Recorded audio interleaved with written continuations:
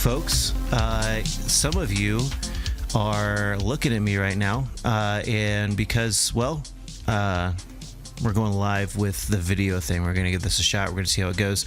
I was once told by a very wise man that the first time you do something should never be the best. So my guess is that this is going to suck, and you can not watch it and you can just listen to it, and maybe you'll be better off for doing that. I don't know. But here we go. With a warm intro, as I said, we're going to start doing the whiskey portion here at the beginning. And so what are we drinking? Well, as promised, if you can see, this is Glendalough, a Irish whiskey. I don't know if that was backwards or not. We'll see. It says, the man on our bottle, St. Kevin, stood apart, and this whiskey does the same. This quintessentially Irish style of whiskey, pot still, is first matured in American oak ex-bourbon casks. It is then matured in Irish oak casks made from trees felled in the mountains around the distillery. While the bourbon casks soften and sweeten the whiskey, the higher levels of flavor in the Irish oak casks complement and balance the classic pot still spices. Let me tell you, this is not a terribly expensive whiskey. As I have said recently, I'm kind of getting into the whole Irish whiskey thing, and this is a really tasty one. I'm really a big fan of it. So yeah, go out there, give it a shot. I think you're going to like it if you're a whiskey drinker. And hey, I told you we were going to do this before, so maybe you're drinking whiskey with me. The Glendalough, we'll see. I haven't had anything yet, so we'll just take a little quick sip here. Sluncha, as they say in Ireland. As I've said before, I drink my whiskey neat most of the time. Every once in a while, I do like a old-fashioned, but generally speaking, I'm going to drink it neat, just like this. And this glass actually was given to me by a good friend who is in Tennessee currently. But regardless, here we go. Listen, today, this is sort of part 2 of the episode 1 of season 2, which was all about cessationism, and we looked at Why I Am a Cessationist, the article from Thomas Schreiner, whose name I continually screwed up during that episode. And today, what we're going to do is we've pulled an essay out of a book of a collection of essays from C.S. Lewis called God in the Dock, and this essay is called Miracles. And I hold here in my hands I hold in here in my hands a copy of the essay called Miracles from C.S. Lewis's God in the Dock. So what we're going to do today is we're going to kind of lean into this a little bit. We'll talk about miracles. And listen, just maybe on a more personal note, it took me a while to get to recording this. I thought I was going to record it pretty much immediately after I made an 8 dinner the last time around, but this is a hard one to get to for a number of reasons, and maybe partially because it was just kind of hard to think about or talk about miracles. So anyway, that's it. Here we go. We're going to finish up with the warm intro. Believe it or not, we really will. And when I see you on the other side, we're going to be talking through C.S. Lewis's essay on miracles.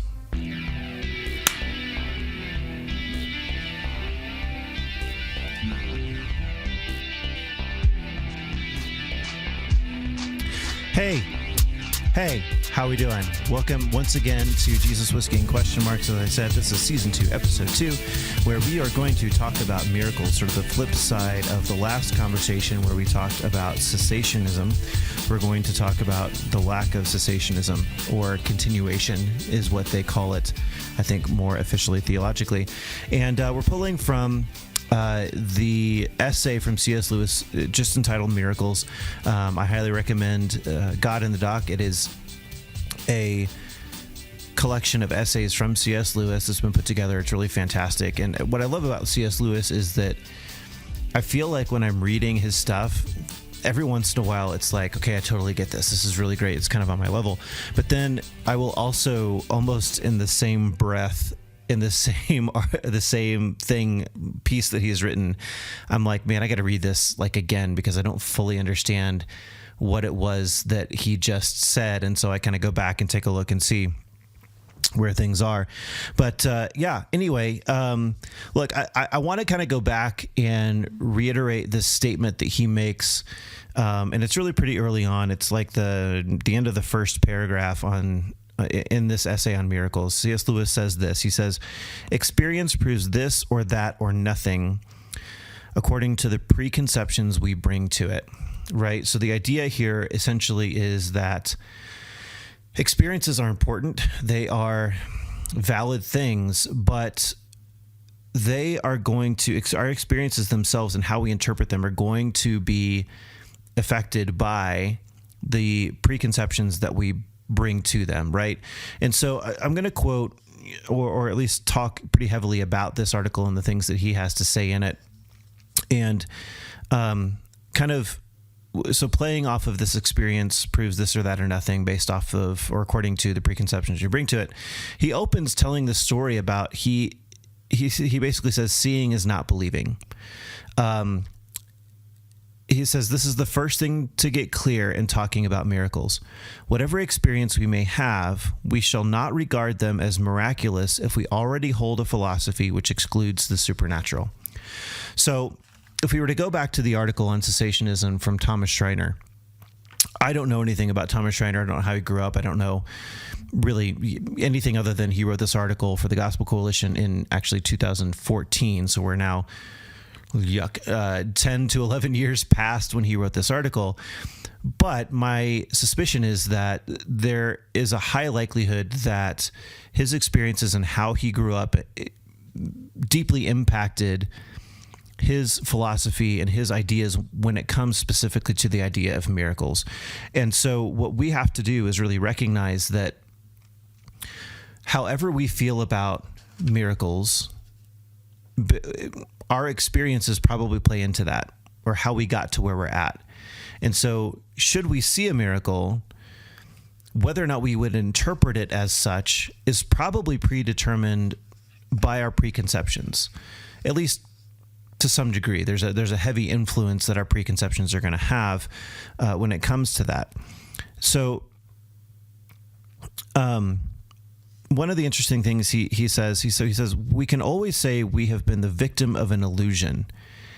If we disbelieve in the supernatural, this is what we always shall say. Hence, whether miracles have really ceased or not, they would certainly appear to cease in Western Europe, where he is writing this, or in America here, as materialism became the popular creed. And so when he talks about materialism, he's talking about more specifically sort of the atheistic point of view that if I can't hold it in my hands, then it doesn't exist, right? And I think this is part of the problem that we face in Western Christianity, is that we have this challenge where the reality of the situation is that if I get a headache, or if I start to get a headache, my predisposition is to reach for a bottle of something that I know, some sort of medication that I know is going to help to relieve that headache, right?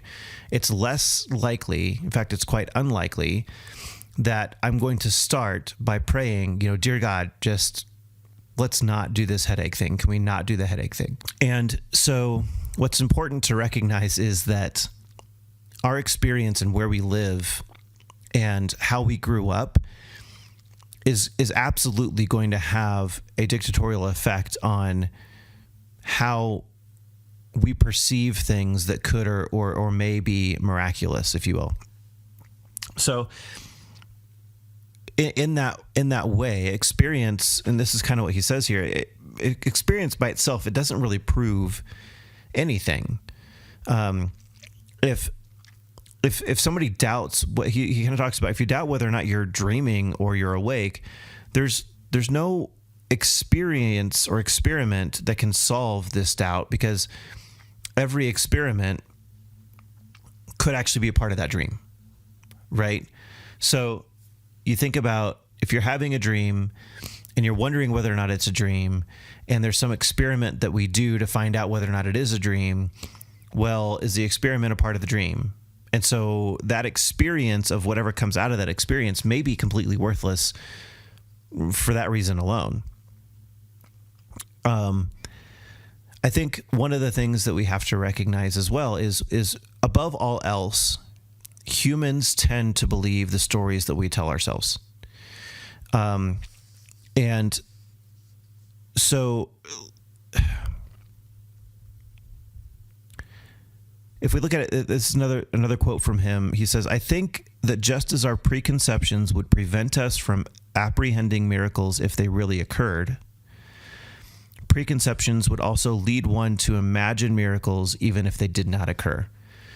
Right? So the flip side is true as well, is if I've seen something that I perceived as miraculous, then or if I'm preconditioned to believe that miracles happen, then something that happens that seems to be miraculous, I'm going to point to and say that was a miracle.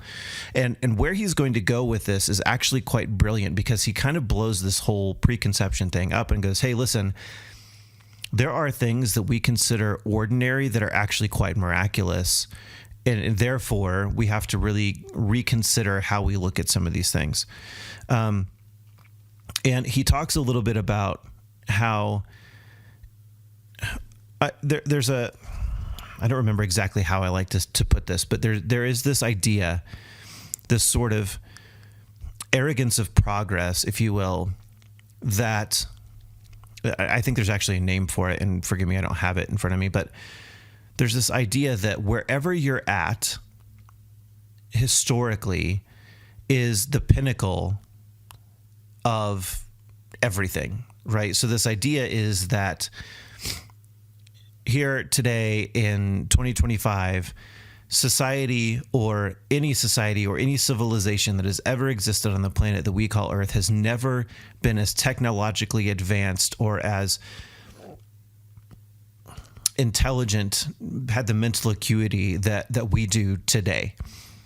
And because of this, what I like to call scientific arrogance, I guess to some degree, we tend to point back to other times in known history and talk about how stupid the people were, right? And you see this kind of all over the place.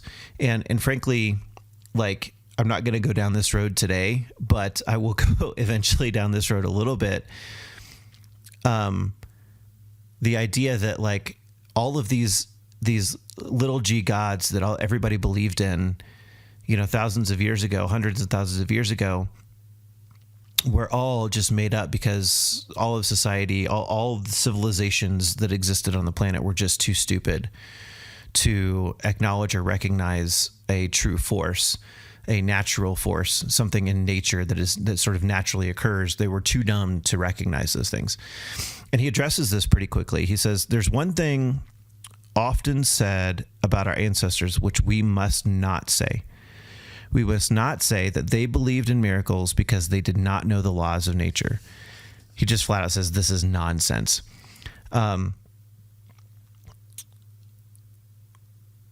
We have to recognize that, like, the only way, and he does such a beautiful job of talking about this, but the only way to recognize that something is miraculous is because we have some knowledge of the non-miraculous or the more traditional laws of nature.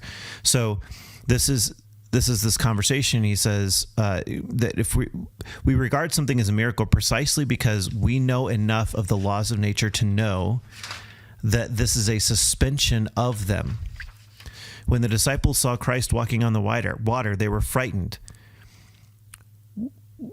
They would not have been frightened if they didn't know that the laws of nature do not allow for somebody to walk on the surface of water. Right? So the arrogance of us to say, well, they were just a bunch of idiots or a bunch of hicks or whatever we want to say, it actually doesn't work, right? Because they have to know that there is a law of nature to know that that law has been suspended. And if somebody has no conception of the regular order in nature, then you could not notice departures in that order, right? So for us to say they just didn't know the laws of nature and that's why they perceived everything to be miraculous is just, it's ridiculous. As Lewis says, it's nonsense. And he goes on to talk about, like, generally speaking, he says nothing is wonderful except the abnormal, and nothing is abnormal until we have grasped the norm. So a complete ignorance or a complete just disregard or lack of knowledge as it comes to the laws of nature would preclude and it would negate the perception of anything miraculous. And so we have to be able to shut off that part of us that says, well, these were just a bunch of idiots that didn't know what they were actually talking about. And because frankly, here's the thing, if somebody was completely ignorant of the laws of nature, the laws of science, the laws of physics, then he would completely ignore any abnormality or anything that occurred outside of those laws. This is Lewis's point, and we go back to Jesus walking on water in that miraculous event, right? If we didn't otherwise know that you could not walk on water, then that would not be miraculous. If we didn't otherwise know that you can't, whatever action, physical action Jesus took that turned barrels of water into wine, if we didn't know that like that just doesn't normally happen, then it would not be miraculous, right? If people were raising from the dead all of the time, then there would be nothing miraculous about Jesus raising from the dead, right? So it's the knowledge that some things exist and some things don't that allows us to be able to even acknowledge that miracles ever did happen, right? And we have to be clear that cessationists are not saying that miracles never happened. They're just saying, well, they don't happen now.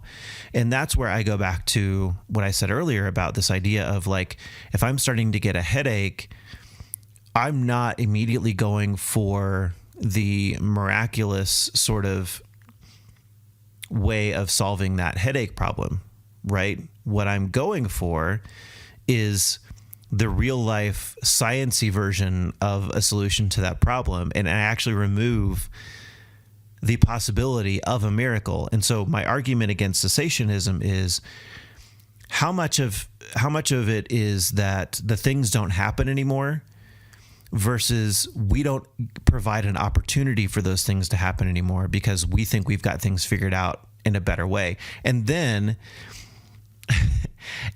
we go and we say things like, well, God gave us the knowledge to be able to do these things, which I don't disagree with, but I don't think that God gave us the knowledge of creating ibuprofen or Excedrin migraine. Although, I mean, I do think he gave us that knowledge for that because Excedrin migraine sometimes is all that works for me. But I don't think he gave us that knowledge so that we could be wholly reliant on a plastic bottle of pills rather than on him, right? And as Christians, we should hold really both beliefs, right? Modern, both beliefs. So first world culture has elevated the natural and crept in and de-emphasized the beyond nature. And this is exactly what I'm talking about with the whole headache thing, right? So we have emphasized the natural, the things that we are able to do. And let's quickly define natural and supernatural because it's actually a lot easier than most people give it credit for. There is only one thing that is actually supernatural. And there are people that are going to disagree with me on this, but logically, I can't find a way that there is anything beyond one thing that is supernatural. And the thing that is supernatural is the thing that created all natural things, which is Yahweh himself, the Godhead, Father, Son, Holy Spirit. That is the only thing that is supernatural, that is outside of the natural world, because he created the natural world, which means everything that he created is a part of the natural world. Our perception of things that are beyond what we see as natural does not make them supernatural. It just makes them bigger or different or outside of our realm of perception. And I think there's a whole avenue that we can go that makes things a little bit crazy there. But regardless, God is supernatural. Everything else is a part of the natural order that he created and must exist within the laws of the natural world that he created. So when we emphasize the things that are natural In other words, I can go and take a pharmaceutical to fix my problem, which again, I'm not necessarily blanket statement pharmaceuticals are bad, whether it's ibuprofen, Excedrin, or I don't know, name it, manufactured insulin for the diabetic, or there are so many different things that pharmaceuticals that people take for really great reasons. I'm not saying that those are bad. What I am saying is that our ability to create those does not negate the fact that God can still perform miraculous things and still does perform miraculous things. And our saying that God gave us the ability to create these things that exist within the natural world does not mean that he is like, so quit relying on me. In fact, it is our insistence to rely on the natural, the things that we feel like we have created, whether he gave us the ability or the power to create those or not. And there's a whole nother conversation to be said about that. But none of that takes away from the fact that what he wants and what we actually really deeply need within ourselves is a total and complete reliance on Yahweh.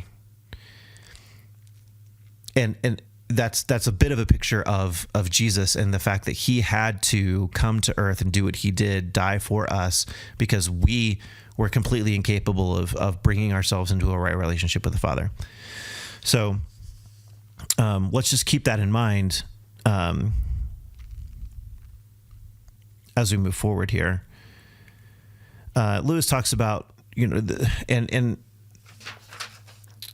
Schreiner talks about this as well. He when he starts talking about miracles, he's like, look, remember this, miraculous things happen in third world countries or whatever.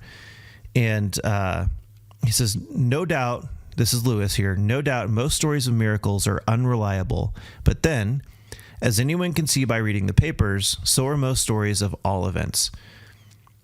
Each story must be taken on its merits. What one must not do... Okay, I'm going to hold on that for a second. Let's take the American experiment over the last 5 years, okay? I am 45 years old, and for 40 years leading up to the last 5 years, it was crazy, and then it got even crazier, right? People were questioning the media, and when I say the media, what I mean is news media specifically, regardless of what political side of the aisle you were on, right? The political left would question the reliability of Fox News. The political right would question the reliability of CNN, and like we could vomit all of the things that really bother us about the news media on whichever side you want to go to, right? I can come up with 1,000 different names of media agencies that people don't trust because they don't align with their political viewpoint, okay? That's what he's saying here in the 40s, all right? Most stories of miracles are unreliable, but then, as anyone can see by reading the papers, so are most stories of all events. Each story must be taken on its merits. Now, here's the important thing, and here's the thing that really shuts down people who want to say either miracles don't happen or never happened. What one must not do is to rule out the supernatural as the one impossible explanation. Okay? So, like, I'm here with this. I'm 100% with him on this. You're telling me that anything is possible except the miraculous. Like, help me understand that. Why is this the one thing that cannot be true? And what's absolutely insane about this is that it's not unbelievers exclusively who are like, I'm removing the miraculous, but anything else is possible, really. It's even believers do the same thing. And that's just shocking to me because we believe that the Bible tells us that all these miraculous things have happened. And where this becomes problematic specifically, right? So we're talking about, like, let's go revisit this a little bit. Why did I start this podcast? What was the whole point? The whole point is that there are people who are searching for something that they cannot find. And the reason that they cannot find it is because there's an incongruency between who or what Christians say that they believe and actually believe, and even like the experiences that those people have had. So because a lot of these people have lived life in a way that maybe they experienced a real challenge, a real struggle in let's say in a church, they may be preconditioned to believe that any negative story about a church or the church is true. They may be preconditioned to believe that anything that is, quote, good or that comes positive sort of out of the church is really just pie in the sky, some dream that, or some made up thing, or people pretending that that's good or whatever the thing is, right? So we have to be able to recognize that this is a real challenge for these folks. And one thing is absolutely true. People today in 2025 are far more open to talking about things that are more, let's say, quote, spiritual in nature than they were 5-10 years ago. And when the church begins to deny that some of those things may still be currently happening, then the experiences that people have that lead to, well, this is something that feels less physical and more spiritual. That's the experience that I had. That's the only thing that makes any logical sense. There's some sort of spiritual thing here. The Christian church is denying that those things are really happening anymore because we forgot about Ephesians 6:10.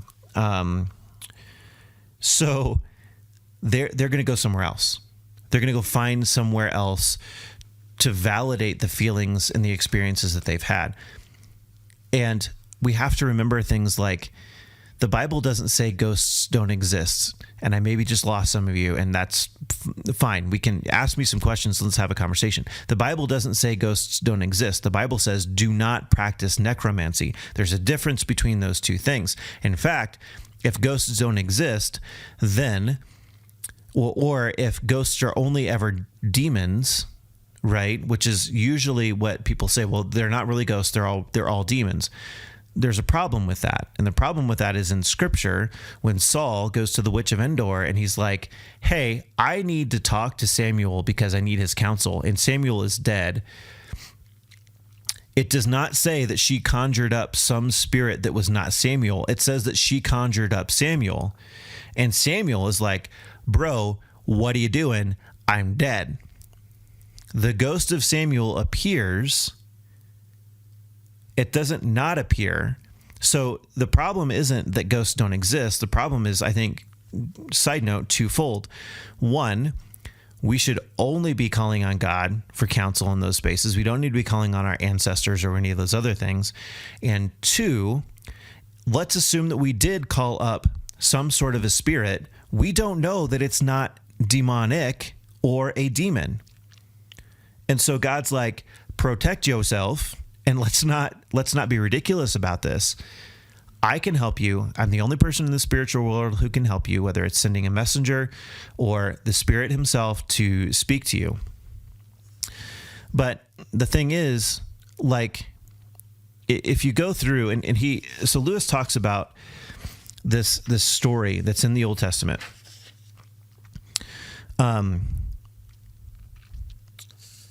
Since the Old Testament says that Sennacherib's invasion was stopped by angels, okay?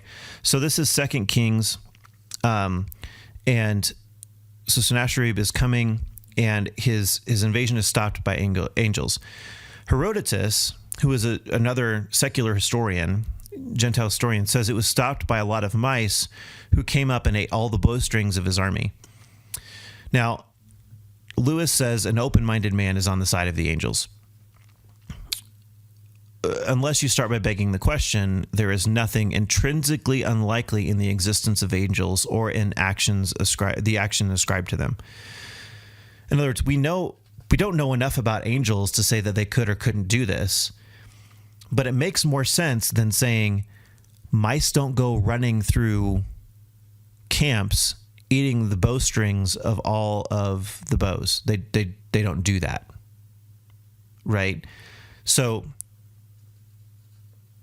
it's very similar to this argument that there is no creator, but there was a Big Bang. The problem with that from a physics standpoint is that they're just basic physics. It requires some action to force the reaction of the Big Bang, which means something had to preclude the Big Bang. And they're fine with that as long as it's not God, right? So it gets so muddy. Modern people have an almost aesthetic dislike of miracles. Admitting that God can, which we do, we admit, well, yes, God can do miracles. They doubt if he would. Well, why? Why? God can, but I don't think that he would, because it violates the laws he himself imposed on creation. Somehow, like, there's a problem, a disconnect. We don't like that God would violate the laws that he created for nature, unless it's in the Bible, in which case we don't have any problem with the fact that God led thousands of people to a sea and then split it. No argument there. God spoke and things came into being. No argument there. So he can, but he wouldn't do that today. He would only do that in biblical times. So there's this word that he uses. It's called solicism. I think that's right. Lewis says essentially that, like, there's this sense that if we acknowledge that God would perform miracles, then somehow it's like this solicism, which is a grammatical mistake against the grammar of the universe. The other problem is that he says that people confuse the laws of nature with the laws of thought and imagine that their reversal or suspension would be a contradiction in terms, as if the resurrection of the dead were the same sort of thing as 2 and 2 making 5. Okay, so this is the idea that, like, the laws of thought are the same thing as the laws of nature. They're not, right? Just because we can't comprehend something doesn't mean it can't be. In fact, as believers in a God that we say that we believe in, our comprehension of Yahweh is lacking, to say the least. He is infinitely more than we could ever imagine. And so we have to recognize that what gets in the way of God performing a miracle is the idea that we don't like that God could perform a miracle. I'm not saying what I'm not saying is that God doesn't perform miracles because we don't like that he can. What I'm saying is that we often and very likely miss the miraculous because of us, not because God's not doing miraculous things. And he says, so Lewis basically is like, miracles are a retelling in small letters of the very same story which is written across the whole world in letters too large for some to use. Okay, so what are we talking about here? He says the miracles, in fact, are a retelling in small letters of the very same story which is written across the whole world in letters too large for some of us to see. The idea here is that miracles that God does or Jesus does locally are a reflection of things that he has done on a much larger or more global scale, right? And there's some really awesome ways that we can see this. Not all of them, but he says some are reminders and others prophecies. But think about it this way, and this is what I was talking about earlier, that, like, the idea that some of the things that we don't recognize as miraculous are actually miraculous, okay? So let's take, for example, God creates the vine and teaches it to draw up water by its roots, and with the aid of the sun to turn that water into a juice, which will ferment and take on certain qualities. Thus, every year, from Noah's time till ours, God turns water into wine. That men fail to see. But when Jesus turns water into wine at a wedding in Cana, all of a sudden everybody's like, whoa, cool. But the miracle only has half its effect if it only convinces us that Christ is God. It will have its full effect if, whenever we see a vineyard or drink a glass of wine, we remember that here works he who sat at the wedding party in Cana. That's crazy, right? And then he goes on and he talks about the same thing happens with grain, right? So you've got this plant, this wheat that grows, and it forms this thing that we turn into bread, right? Naturally forming yeast and water. We mix the things together after we grind up the grain, and now we get bread, and we bake it. Bread is not made of nothing. It's not made of stones, as the devil once suggested to our Lord in vain. But a little grain, is made into much bread, right? And then Jesus says, the Son will do nothing but what he sees the Father do. So what does Jesus do with bread? He takes 5 loaves and 2 fishes, right, and turns them into enough food for tens of thousands of people. It's insane. But it's exactly what God does when he gave us grain and the ability to turn grain into bread. And the miracles of healing fall into the same pattern. The magic is not in the medicine, but in the patient's body. What the doctor does is to stimulate nature's functions in the body or to remove hindrances. This is what that does. Ibuprofen is an anti-inflammatory. Now, there's people out there that are way smarter than me that know more pharmacology than I do, and they're going to tell me all the things that are wrong with what I just said about it. But generally speaking, it's an anti-inflammatory. So it helps to anti-inflame or de-inflame inflamed muscles and tissues, and that's what makes them feel better. The body does the work then. Though we speak for convenience of healing a cut, every cut heals itself. No dressing will make skin grow over a cut on a corpse.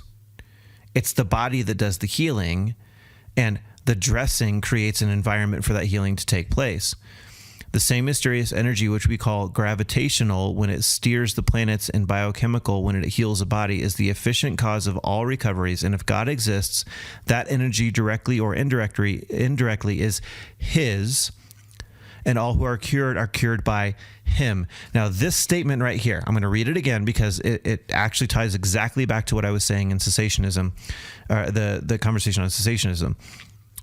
Okay, so that same mysterious energy, which we call gravitational when it steers the planets, and biochemical when it heals a body, is the efficient cause of all recoveries.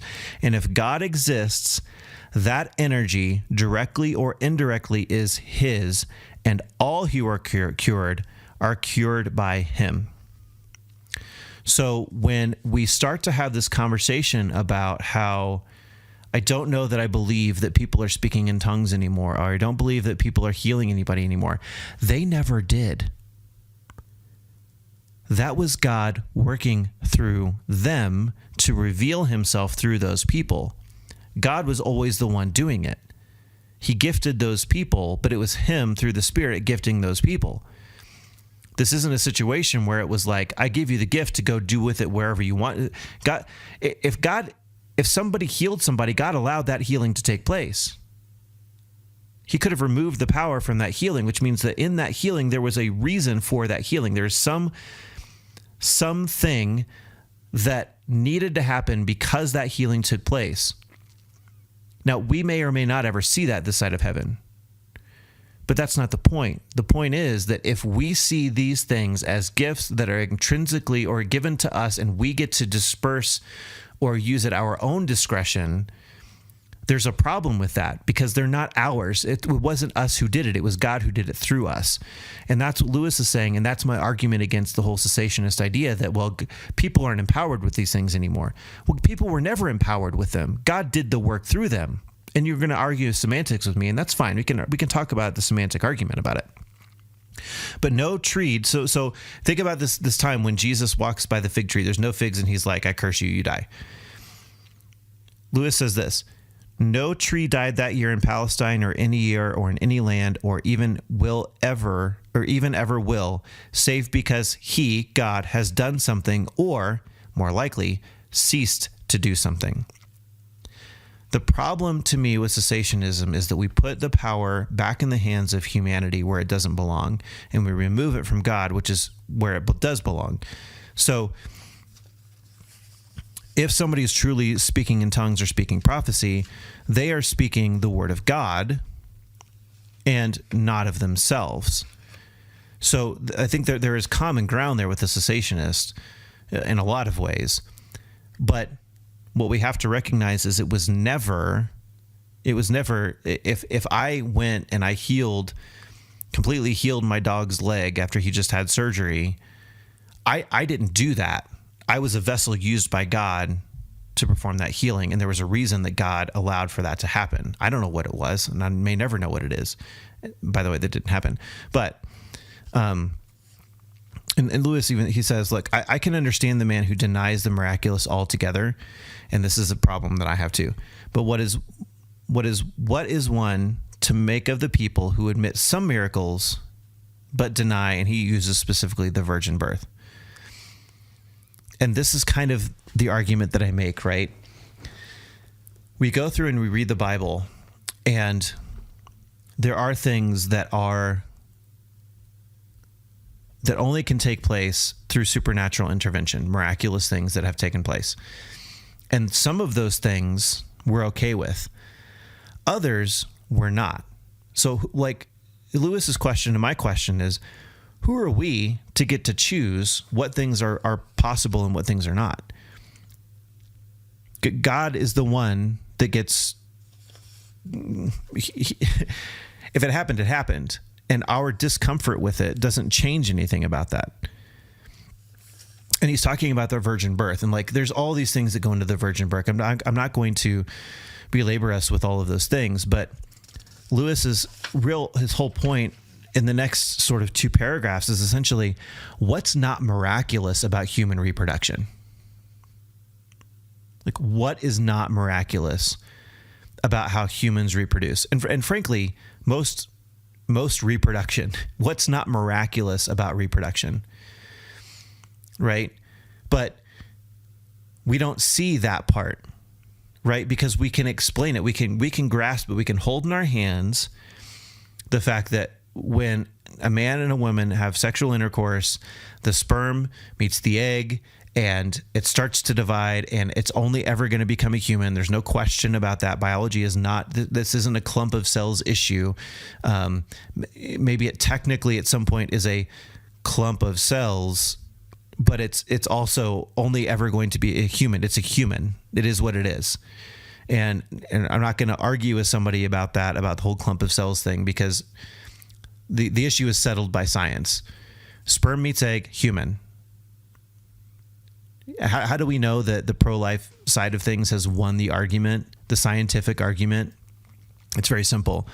No longer do serious people with serious arguments argue whether or not it's a human. It is human. What do they argue? They argue whether or not it's a person, right? So they've taken it out of the objective and put it into the subjective so that we can have an argument that actually means nothing. It's a worthless argument. Do not imagine, and this is Lewis again, do not imagine that I'm trying to make the miracles less miraculous. I'm not arguing that they are more probable because they are less unlike natural events. I'm trying to answer those who think them arbitrary, theatrical, or unworthy of God, meaningless interruptions of universal order. They remain, in my view, wholly miraculous. And I share this, frankly, I share this view with Lewis. All of these things are miraculous. They are miracles. It is a miracle that these things happen. So for us to say, and look, we can go back to the pro-life conversation and argument. You'd be hard-pressed to find a biblical Christian who wouldn't say that every life is a miracle. Even cessationists will go, that's miraculous. Well, is God doing miracles or not?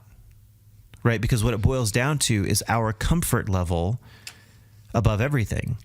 And that's the problem with modern, certainly Western Christianity, is there are things that we will not lean into or things that we will lean away from, not because they are true or untrue, but because of our comfort level with those things. And that's problematic because an unbelieving world will look at us and go, well, doesn't the Bible say yes? Well, yeah, but it's a little bit complicated, and here's why it's complicated.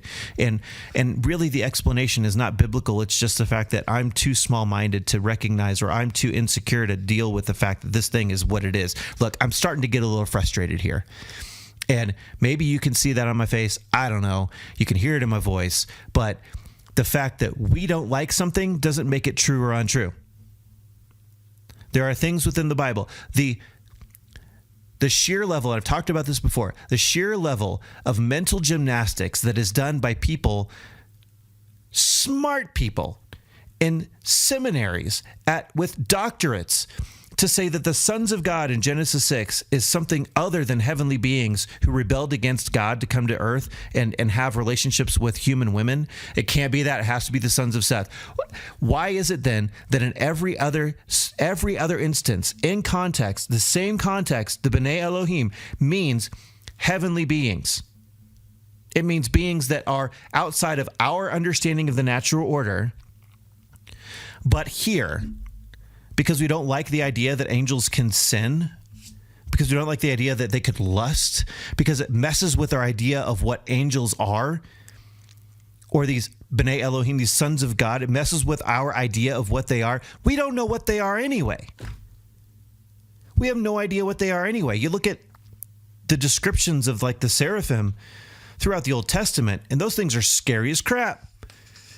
But there's lots of evidence that some sort of angelic beings show up walking around eating food throughout the Old Testament. But God forbid that, like we think about this, okay? From a theological standpoint, we have a belief that before Adam and Eve were put on the earth, there was some sort of bad thing that happened, some sort of rebellion that happened in the heavenly places that we don't know all about. We don't. And even the places where we're given a window into it, i.e. the book of Enoch, people are like, don't trust Enoch. Don't trust Enoch. Like, there's lots of parts of Enoch that we shouldn't trust. But there's also parts that like are quoted by the New Testament, i.e. Peter and Jude, and that were found along with the rest of the Dead Sea Scrolls. And I'm sorry that you're just uncomfortable with that. I'm not saying it should be canon, but they quoted it, which means it was a part of their worldview. It was a part of their theological view of Christianity. I'm sorry you don't like it. It doesn't make it untrue. That's the whole point here. And when we start to form our theology based off of the things that we can comprehend in our tiny little minds, then people who are not believers in Christ see that, they read the Bible, they go, you're not practicing what this says, and you're trying to explain away something that actually looks pretty clear in the text.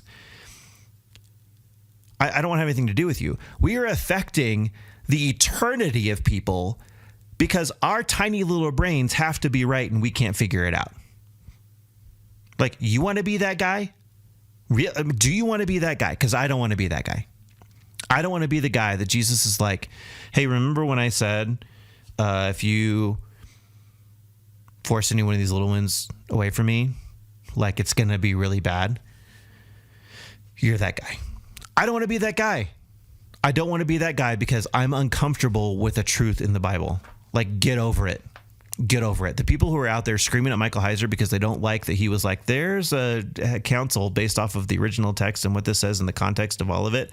And they're like, well, here's all the reasons Michael Heiser was wrong. It's real easy to armchair quarterback when the guy's dead. And it's not like his research. It's not like the things that he looked at and said and understood from the original text is terribly complicated. It actually only gets complicated when you're like, I want to say they were the sons of Seth because I don't want angels to have lusted and have man parts and be able to have babies with women. Grow up. Like, grow up. Because people's eternity can absolutely be affected by that. Especially in a time when we have an enemy that recognizes that this is a spiritual battle and is leaning into it.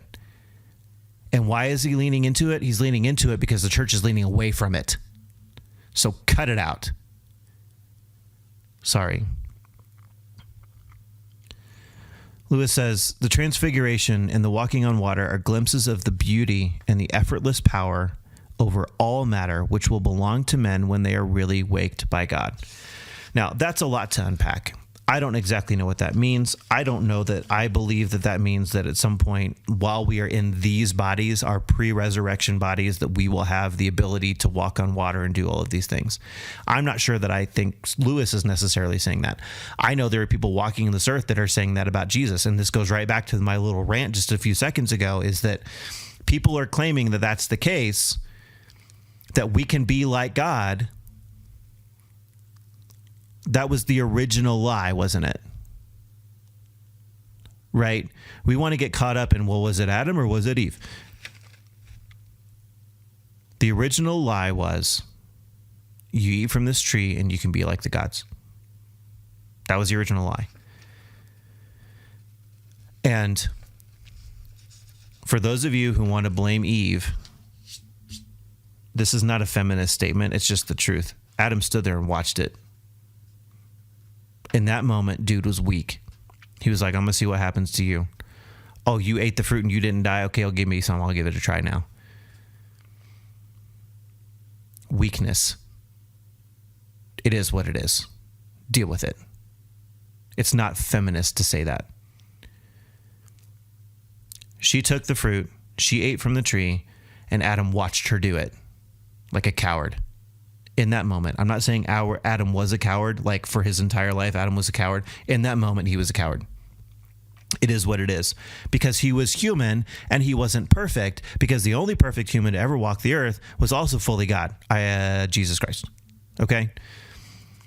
Now, I'm going to get into some of the more complicated wording that Lewis uses here, but I think it's important to kind of recognize this and try to land this plane a little bit before I get more angry. For of course, if we cannot see why a thing is so, then we cannot see any reason why it should not be otherwise. But in fact, the actual course of nature is wholly inexplicable.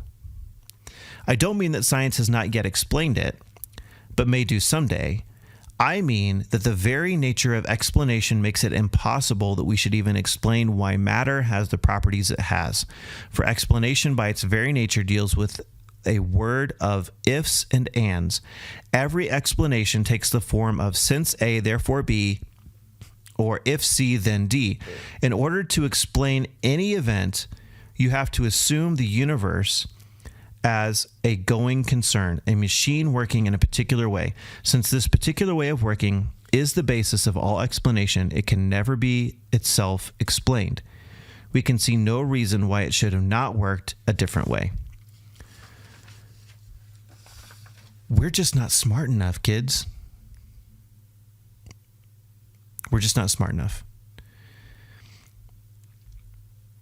All of these things are miraculous because they were done by a creator who we could never possibly understand. And if we can't grasp that those things are still happening, that the spiritual world, which would seem miraculous, and a lot of the things that happen in a spiritual space are miracles to our tiny little natural brains, this is the danger of cessationism. The danger is that we don't recognize that there are things that happen that we cannot possibly comprehend. And then we push those off. And then we forget about what Paul says in Ephesians 6:10. We do not wrestle with flesh and blood. Period. It's not flesh and blood. It's all these powers that we can't see or understand or even really battle with the implements of war that we currently have. So it becomes really challenging for us to put ourselves in a position to claim things that we can't possibly know. And in so doing, we ignore that people do see things that don't make sense to them. And they're like, I'm willing to accept that this thing happened, this thing is going on, that it is what it is. And because the church can't, in some spaces, grasp these things, what happens is those people don't find answers to their questions within the church, which is where they should be finding the answers to those questions. If we just say, because here's the problem. If miracles stopped, if prophecy is, if these things have all stopped, right? And look, I'm not not going all in for prophecy is still happening or speaking in tongues is or isn't happening. We already talked about the gift of apostleship, which I don't think is the gift of apostleship. It's the gift of discipleship and evangelism. Like, if we stop and ignore that miraculous things, miracles can happen today, then we believe that everything else can be explained away in some sort of a natural way or a natural order.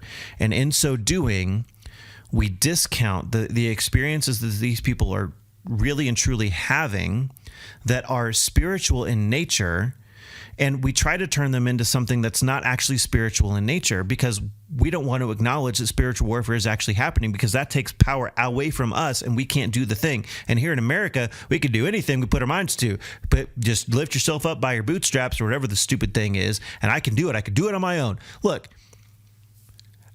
we have to recognize in the West, we live better than 90% of the rest of the world. And those people are not idiots because they're not rich. That just came to me. I'm going to say it again. People in poorer parts of the world are not idiots because they're not rich.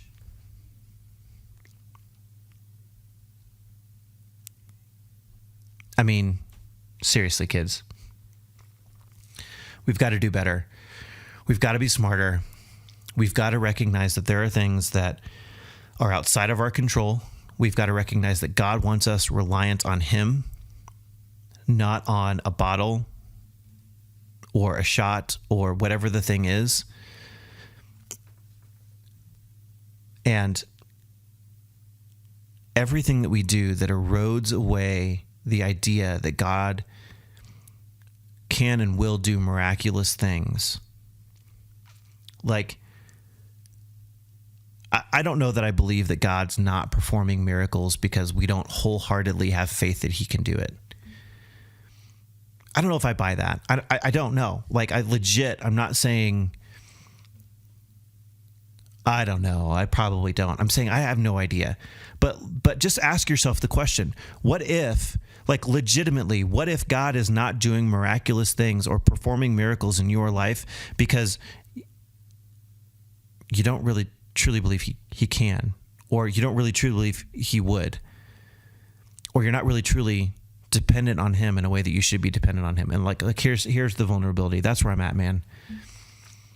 I struggled to get this up and going, partially because I'm trying to get my business up and running, and that's just a crap ton of work.